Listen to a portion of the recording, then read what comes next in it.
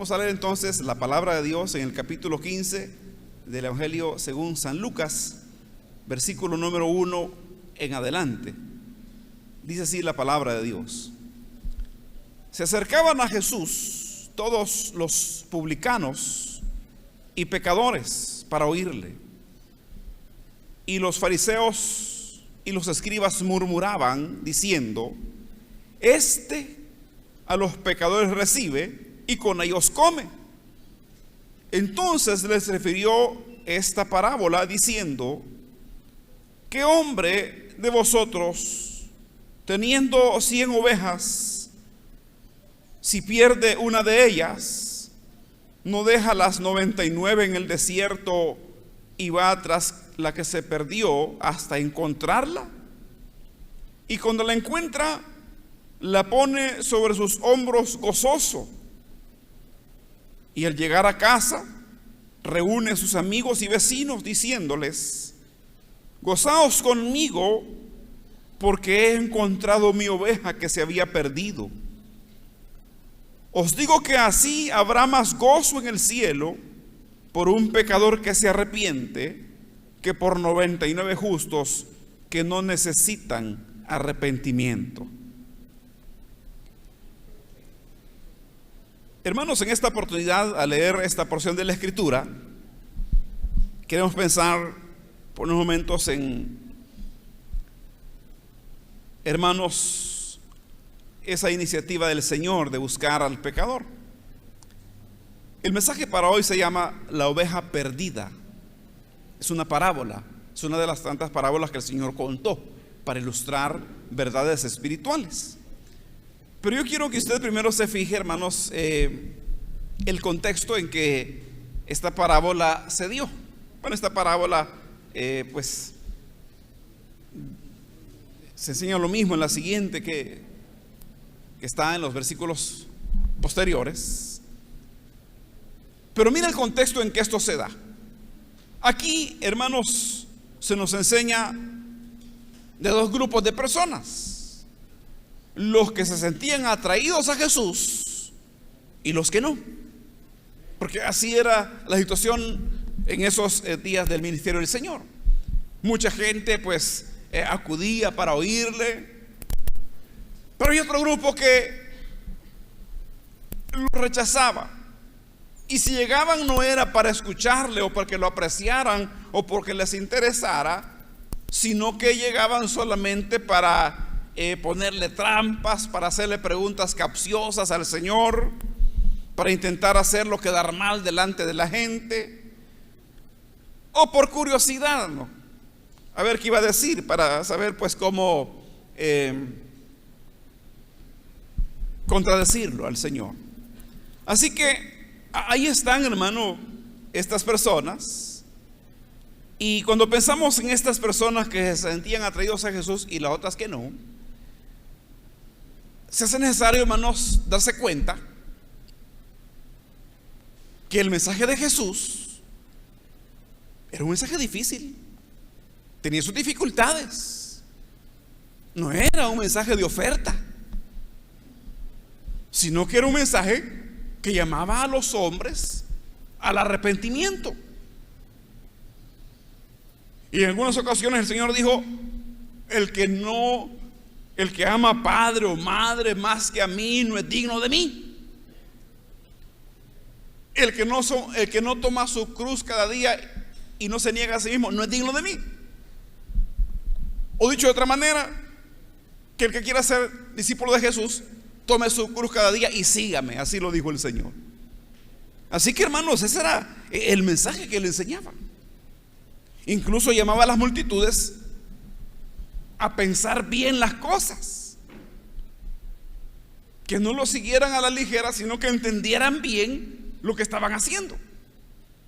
Pero dicho eso, también el Señor tenía algo muy característico, y es que Él, hermano, no rechazaba a los que lo querían seguir. ¿De acuerdo? El que me viene, yo no lo echo fuera, dijo el Señor. Pero eso sí, su mensaje no era un mensaje, hermanos, de oferta, ¿verdad?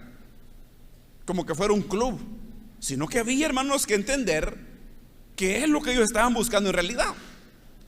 Entonces, mire, ya entendiendo, hermanos, cómo era el mensaje del Señor, nos damos cuenta de que los excluidos de la sociedad, los que tenían necesidades, los que tenían problemas, los pobres y toda aquella gente que no era muy apreciada dentro de la sociedad judía, hermano, ellos acudían para oírle, se acercaban al Señor. Dice aquí, todos los publicanos y los pecadores para oírle, y el Señor no los rechazaba. Incluso si lo invitaban a comer, Él iba a comer. Él no decía, no, porque en tu casa son pecadores. No decía eso. Varios lo invitaron y ahí fue el Señor. Ahora entonces, cuando ellos miraban que el Señor Jesús comía con ellos y los recibía, en otras palabras, lo miraban como que era amigo de los publicanos y de los pecadores, murmuraban contra Él, les molestaba, sentían que aquello era no propio de un maestro de la palabra de Dios, y lo criticaban por eso, murmuraban contra Él, lo juzgaban mal al Señor. A los pecadores recibe y con ellos come, decían, y murmuraban. En vez de alegrarse que, hermanos, los pecadores y los publicanos, hermanos, por lo menos hacían un intento, ¿verdad?, de conocer algo que les beneficiara a su alma, su espíritu, en vez de eso murmuraban contra el Señor Jesús. Bueno, pero no solo murmuraban contra el Señor, sino que usted se dará cuenta al leer los evangelios que, en contraste con lo que hacían los publicanos y los pecadores, que se acercaban al Señor para oírle, y que Él pues los recibía y estaba ahí enseñándoles con paciencia, en contraste con eso es el otro grupo, los religiosos, los fariseos, los saduceos, los escribas, que eran los que eran encargados de copiar las escrituras a mano, y por eso las conocían tanto, porque de tanto escribir y escribir y escribir o copiar, hermano, eran copistas, ¿verdad? Porque ese era su trabajo, para preservar la escritura, porque los materiales pues no duraban mucho, así que había que estar haciendo copias para que estuvieran disponibles para las próximas generaciones. Así que conocían mucho. Pero mire qué contraste. Ellos se fueron distanciando más y más de Jesús, lo fueron aborreciendo más y más, y se distanciaron tanto hasta el grado de querer matarlo, de querer destruirlo, porque ellos fueron los que, hermano, intentaban, hermano, hallar la manera de poder silenciarlo, de poder callarlo, de poder matarlo, y no hallaban cómo hacerlo, hasta que Judas les ayudó. Pero ese era el otro grupo, los que no se sentían atraídos a Jesús, eran los religiosos, supuestamente los que conocían de Dios, supuestamente los que conocían las escrituras. Hermano, en vez de seguir al Señor y acudir con un corazón sincero, lo que hicieron fue rechazarlo. Y ya se va a dar cuenta usted por qué. Ellos tenían un problema dentro de su corazón. Así que ahí está la diferencia entre dos grupos. En ese contexto se da la parábola de la oveja perdida. Cuando Él los ve murmurar a ellos, y que no les gustaba que Él recibiera a los pecadores y les predicara, y les tuviera paciencia para enseñarles, ya que estaban ahí, les cuenta la parábola. ¿Qué hombre de ustedes que tiene 100 ovejas y se le pierde una, no deja las 99 y se va tras la que se perdió hasta encontrarla? Y cuando la trae, la pone sobre sus hombros gozoso. Cuando la encuentra y la trae y reúne a sus amigos y les dice: miren, alégrense conmigo, encontré mi oveja que se había perdido.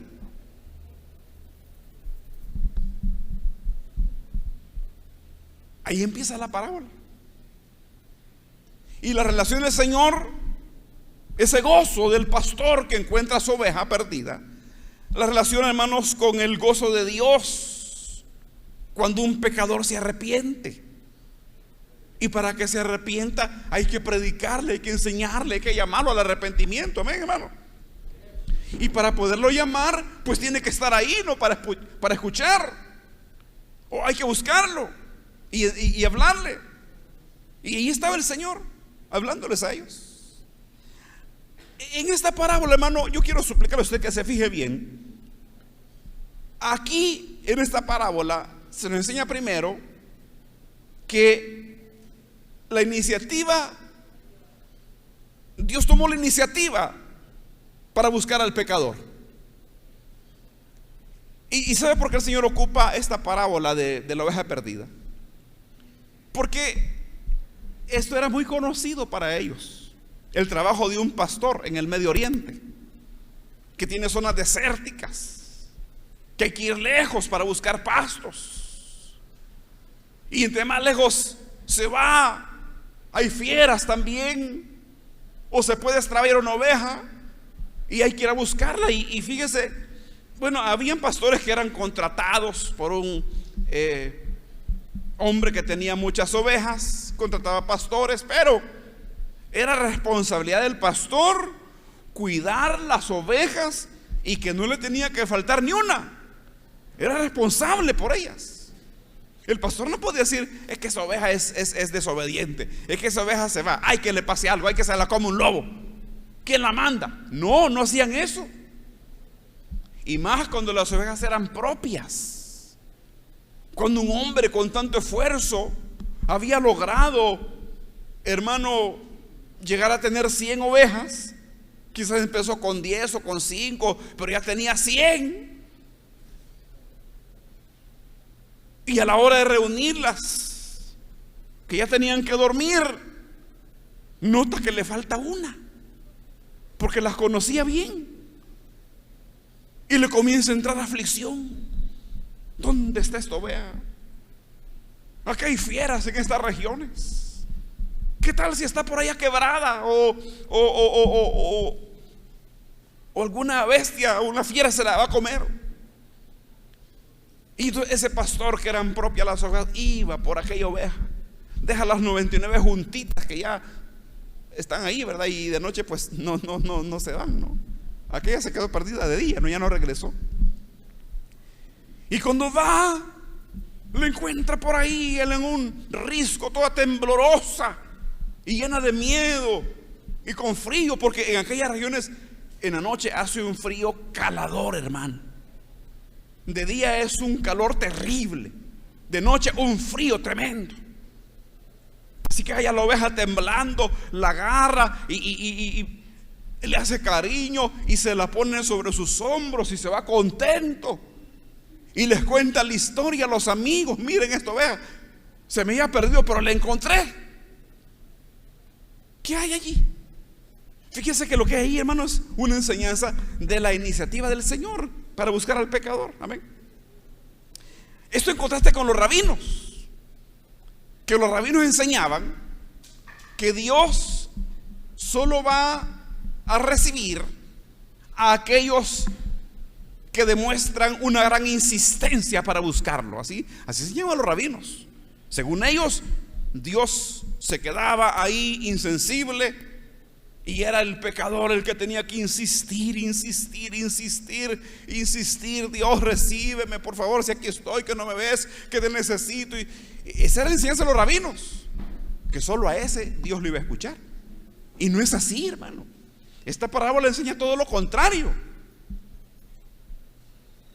Porque en esta parábola el pastor es el Señor, el que va tras la oveja perdida, que se descarrió y que no entendió el peligro en el que se estaba metiendo. Así como el pecador, mire, el pecador no entiende que lo que hay al final del camino es una terrible condenación.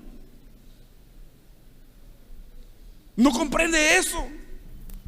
El ateo le ha dicho que no, que cuando la persona se muere, pues solo se apagan las luces y que ahí todo termine, que ya no siente nada. Pero no es así de sencillo. Cuando las personas mueren, se dan cuenta que la historia no ha terminado para ellos. El cuerpo está muerto ahí, pero ellos van a enfrentar la condenación. ¿Me explico? Entonces, el pecador no entiende eso. Y por eso es que Dios tomó la iniciativa, hermano. Y si usted lee las escrituras, se va a dar cuenta que no es como los rabinos decían, que Dios le iba a recibir a los que lo buscaran. No, al contrario, mire, fue Dios quien trazó el plan de la salvación desde tiempos eternos, hermano. Fue Dios quien envió a su Hijo unigénito al mundo a buscar y salvar lo que se había perdido. Es Dios el que da el Espíritu Santo a la iglesia para que vaya y predique la palabra. Porque es así como funciona, hermano. Esto no es una escuela. Aquí es de buscar la ayuda del Señor, hermano. Pero es Dios el que da el Espíritu. Y su Espíritu Santo obra en las personas y los atrae para que conozcan a Jesucristo, el Señor. Entonces, Dios siempre tuvo la iniciativa. Eso es lo que enseña la parábola. La iniciativa no es del hombre. El hombre no busca a Dios. No hay quien busque a Dios, dice la palabra. No hay quien entienda. A unas se hicieron inútiles, dice. Así que la iniciativa no puede estar en el hombre, porque el hombre es un ser que no entiende el peligro en el que se enfrenta en la eternidad. Y deja pasar los días, se va poniendo viejo y le va llegando la hora de morir y no entiende. Y muchos se dan cuenta hasta que ya se murieron y lamentan no haber aceptado el llamado al arrepentimiento. Lamentan no haber creído en Jesús cuando tuvieron chance de hacerlo. Pero por eso Dios toma la iniciativa y hace llegar el evangelio a las personas. Yo realmente me asombro, hermano, como hay testimonios donde cuentan, hermanos, hay personas que en los momentos más horribles de su vida les llegó la palabra. Supe de uno en los tiempos de la guerra aquí en El Salvador. Lo metieron a la cárcel y a veces, pues, en aquellos tiempos no era muy cierto, no eran otros tiempos, ¿verdad? Era bien peligroso en los tiempos de la guerra civil. Y abatido a aquel hombre, afligido, no hallaba qué hacer. Y en aquella celda había un zapato viejo, un rincón. Y va a ver, la curiosidad lo llama, y dentro del zapato había una página del Nuevo Testamento rota, pero se podía leer la mitad. Y en esa mitad de aquella página del Nuevo Testamento, el hombre tuvo el primer contacto con la palabra de Dios. Y ahí comenzó Dios a tratar con aquel hombre. Y vivió para contar la historia, gracias a Dios, ¿verdad? Así que son, hermano, historias asombrosas, pero Dios siempre, hermano, tomando la iniciativa, ¿me entiende, hermano? Usted tiene que estar agradecido porque fue Dios quien lo buscó a usted. Él mandó a su Hijo a la tierra a pagar el precio por nosotros, para salvarnos. La otra verdad que se nos enseña acá, hermano, en esta parábola es el gozo de Dios por un pecador que se arrepiente. En la parábola, el pastor que encuentra a la oveja perdida se llena de gozo en vez de enojarse con la oveja, ¿verdad? No cuadra, porque la va a buscar angustiado. ¿Para qué le va a pegar? Si ya la encontró, se tiene contento, amén. Eso sí cuadra, esa es la verdad. Y la trae, la lleva sobre sus hombros gozoso, ¿verdad? Y la oveja se siente segura ya con el pastor. y le cuenta a todos los amigos que está tan contento porque ya la encontró. Esto ilustra el gozo de Dios y el Señor lo explicó aquí en el versículo 7. Dice que habrá más gozo en el cielo por un pecador que se arrepiente, así como en esta parábola. ¿Y por qué? ¿Por qué hay gozo delante de Dios? ¿O por qué hay gozo en el cielo cuando un pecador se arrepiente? Pues porque al arrepentirse, este pecador ya no va a sufrir el castigo eterno que el pecador acarrea, que el pecado acarrea. Fíjese que no es como algunos lo piensan, ¿verdad? Que Dios los obliga. No.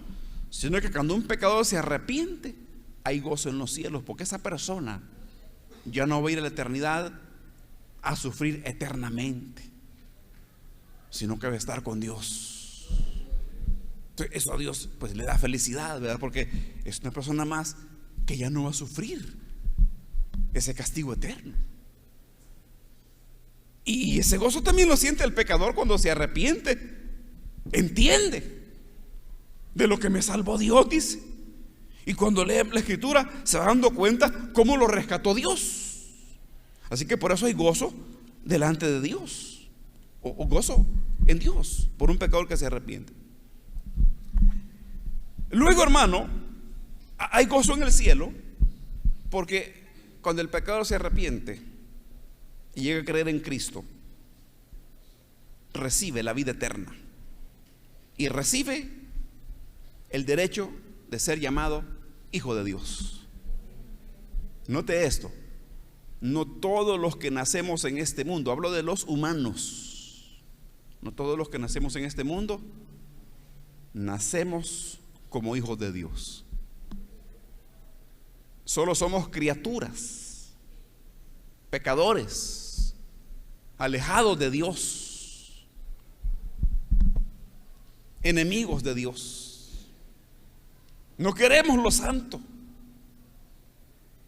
no buscamos a Dios, lo que buscamos es el mal.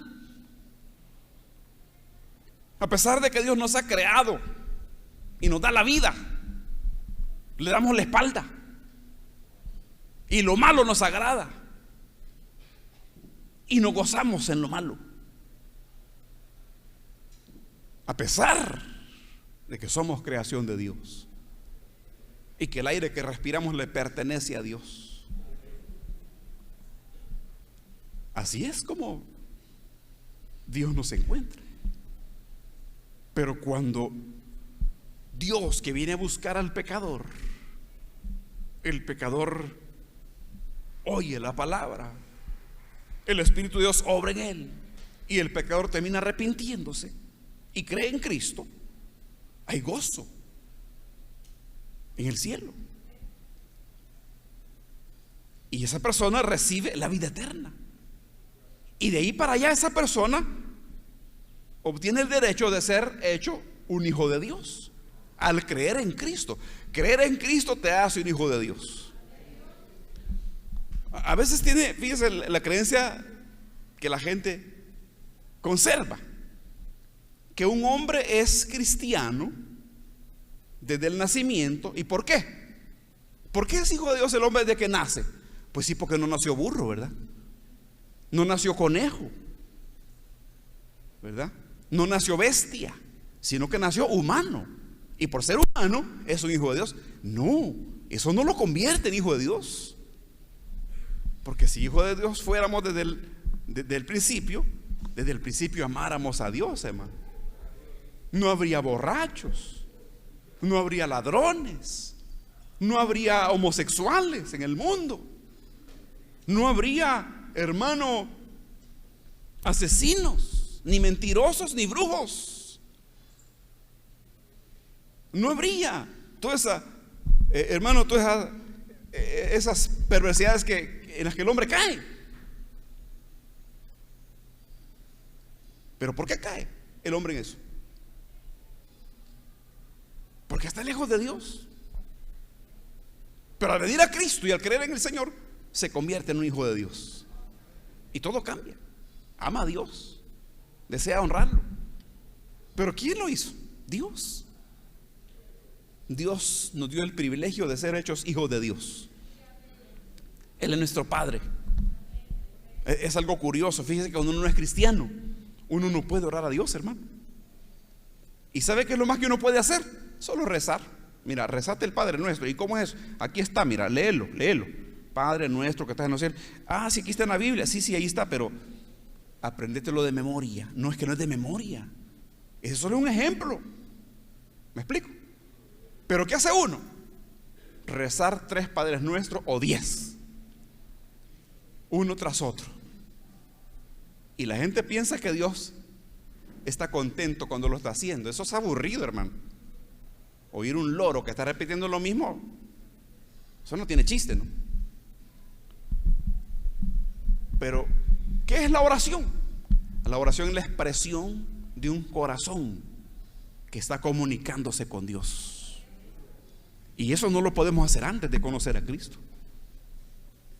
Intentamos hablar con Dios y abrimos la boca y no salen palabras. Tenemos que recurrir a la memoria de una oración aprendida que no tiene ningún valor para el que la repite sin saber lo que está diciendo. Pero cuando llega a ser cristiano, cuando cree y cuando Dios lo recibe, fíjese que Dios lo va a traer y también lo recibe, hermano. O sea, Dios lo hace todo, hermano. Entonces esa persona comienza a vivir una nueva vida. Amén. Y de ahí para allá todo es gozo, todo es esperanza, todo es, hermano, seguridad. Problemas sí hay, pero Dios es poderoso para ayudarnos a cada momento, ¿verdad que sí? Y nunca nos abandona. Pero bueno, vamos a terminar la parábola ya y veamos la parte final. Dice aquí la escritura que hay más gozo en el cielo por un pecador que se arrepiente que por 99 justos que no necesitan de arrepentimiento. El incrédulo dice: a ver, de eso soy yo, dice, porque yo no necesito, dice, estoy bien como estoy. Entienda bien esto. El Señor, cuando dice aquí 99 justos que no necesitan arrepentimiento, no está hablando de personas bendecidas, está hablando de personas engañadas, que se engañan a sí mismos. Los religiosos se creen justos por sus obras que ellos hacen, y que por lo tanto pues ellos no creen que necesiten el arrepentimiento, como hacían los fariseos, que se justificaban ellos solitos. Yo no soy tan malo como aquel, yo soy una buena persona, yo soy aquí, yo soy allá. Se está engañando solito, hermano. Está pensando que no necesita, porque su necio corazón lo está engañando. Así dice la escritura: engañoso es el corazón más que todas las cosas, ¿quién lo conocerá? Le juega malas pasadas el corazón engañoso que tiene el hombre y lo engaña, como se engañaban los religiosos de la época. Se reían de Jesús y les contó la parábola de aquel publicano y aquel pecador que subieron a orar al templo. ¿La recuerdan? El religioso se justificaba solito delante de Dios. Dice que oraba consigo mismo, no con Dios, sino con él mismo. No oraba a Dios: te doy gracias porque no soy tan malo, Señor. No soy como los demás hombres, ni siquiera como este que tengo aquí. Y ahí estaba el pobre, el otro, ¿verdad? Y aquel otro no, aquel otro decía: Señor, ten misericordia de mí porque soy pecador. Y Jesús dice al final de la parábola que quien salió favorecido por Dios fue el otro, ese que decía: ten misericordia de mí porque soy pecador. Ese salió favorecido. Pero el religioso no, se siente contento consigo mismo, se siente feliz de que no necesita a Cristo, se siente que está muy bien. Es aquel hombre que dice: mire, no me predique a mí tanto, háblele a mi mujer mejor, porque viera que con esta mujer me cuesta, evangelícela. Y él es el gran animal, ¿verdad?, que le pasa pegando cada semana que se emborracha, ¿no? Pero luego, hermano, hay otro grupo de personas que tienen su religión y piensan que eso es suficiente, sus ideas filosóficas, perdón, y piensan que eso es suficiente y que no necesitan creer en Jesús. Están bien como están. Viven su vida, vivir el presente le llaman ellos, y sienten que no necesitan a Jesús. Esos dos grupos son las personas que el Señor le llamó los 99 justos que no necesitan arrepentimiento. Los religiosos, los ateos, los incrédulos y aquellas personas que se dejan engañar por todos los pasatiempos de la vida, ¿no? Porque yo no digo que no haya que divertirse sanamente, está bien, pero hay que entender que necesitamos de Dios. A Dios no se le puede dar la espalda porque Él es la vida. Así que por esas personas que creen que no necesitan al Señor, por esas personas no puede haber gozo en el cielo. Ellos no son motivo de gozo, sino de tristeza, porque para esas personas, hermano, no hay ninguna esperanza para ellos. De repente va a llegar el fin de la vida para ellos y se van a ir, hermano, sin ninguna esperanza a la eternidad. Su religión no les va a poder ayudar, sus ideas filosóficas no les van a poder ayudar, su ateísmo no les va a poder ayudar. Si tan solo hubieran creído en Jesús antes de morir, hubieran recibido, hermano, la salvación y la vida eterna. Pero no quisieron. Y ahí están los familiares. Hagamos una misa por mi abuelito. Y lo recuerdan cada ciertos años. Ruegan por el descanso de su alma. Ahí andan los camiones, los carritos sonoros anunciando: rogamos por el eterno descanso de su alma. El gran bolo mentiroso, adúltero, que todo el mundo lo conoció. O el otro que nunca quiso acercarse a Dios, era bien educado y todo, pero nunca quiso nada con Dios. Ruegan por el descanso de su alma, que no habrá descanso para su alma, porque rechazó al único que le podía dar la vida. Y si tan solo hubiese creído, esa persona, hermano, hubiera encontrado todos los privilegios de hijo, pero no quiso. Así que ellos no son motivo de gozo. Hay gozo en el cielo por los pecadores que se arrepienten, pero no por aquellos que se creen justos a sí mismos. Porque si usted no analiza bien, ya terminé, si usted analiza bien esto, no puede existir realmente 99 justos que no necesiten arrepentimiento. Entonces, ¿qué usó el Señor aquí? Es una figura de dicción, es un sarcasmo.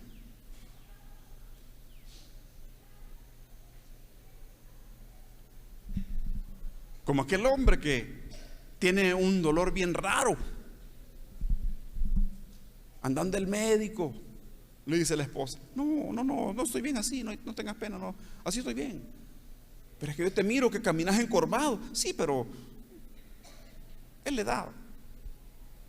Sí, pero anda, hombre. No, así estoy bien. Cuando de repente cae, se dan cuenta que adentro tiene una enfermedad que ya lo devoró a él y que ya nada se puede hacer. Nomás lo abre el cirujano, cósanlo de vuelta, mándelo para la casa, aquí no se puede hacer nada más, y se lo entrega. ¿Cuántos días le quedan? lo más una semana. Y al principio no se daba cuenta. Así es el hombre, insensible. Se cree que no necesita. Es parte de los 99 que no necesitan arrepentimiento, pero sí lo necesitan, hermano. Mire, no hay hombre alguno que no necesite de Dios. No existe. Todos necesitamos. Pero hay gente que no lo ve así. Así que aquellos pecadores que eran despreciados por estos otros, hermano, a eso el Señor les dedicó con mucha paciencia y tiempo, y les entregó la verdad del Evangelio, y finalmente ellos entraron al reino de Dios. Hermanos, solo termino diciendo, como iglesia, nosotros, al ver esta parábola y al ver esa iniciativa divina, digámosle: Señor, heme aquí, envíame a mí también a hablarle de Jesús a otras personas. Amén. ¿A quién enviaré y quién irá por nosotros? Fue la voz que oyó Isaías en el templo. Heme aquí, envíame a mí, dijo el profeta. Ve. Si no tienes célula, abre una. La pandemia ya está pasando. Hagamos lo que podamos. Amén. Con medidas y todo, pero hagamos algo por el Señor. Amén. Vamos a finalizar. Voy a rogarle que incline su rostro.